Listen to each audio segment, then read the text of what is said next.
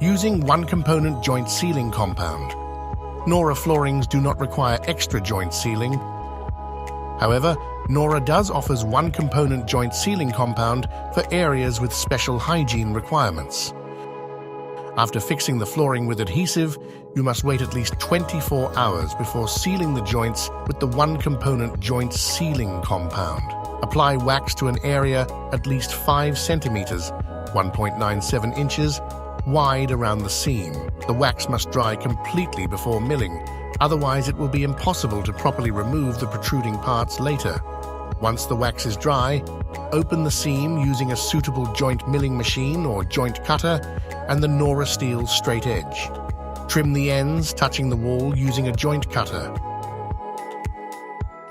The joint is now perfectly prepared for the one-component joint sealing compound. Apply the compound to the joint in an even movement.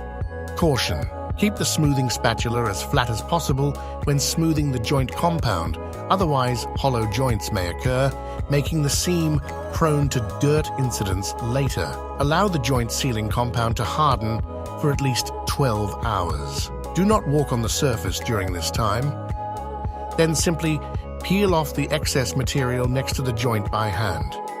Proceed in the same way with the transverse joints. Apply wax, open the joints cleanly, and apply the one-component joint compound. Use the spatula to smooth the joint, keeping the spatula flat. Remove any protruding parts once it is dry. And there it is, the perfect seam.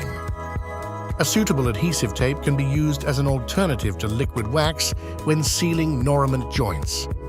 Apply a smooth paper tape to the left and right of the joint to prevent the joint sealing compound from sticking to the surface of the floor covering. Rub on the adhesive tape. Inject the joint sealing compound into the joints without any gaps until a small bulb forms over the seam. Use the smoothing spatula to immediately press the joint sealing compound into the joint and smooth it off. During this process, the excess joint sealing compound will overflow and be pressed down either side of the joint. Keep the spatula as flat as possible, otherwise hollow joints will occur. The adhesive tape can be removed immediately.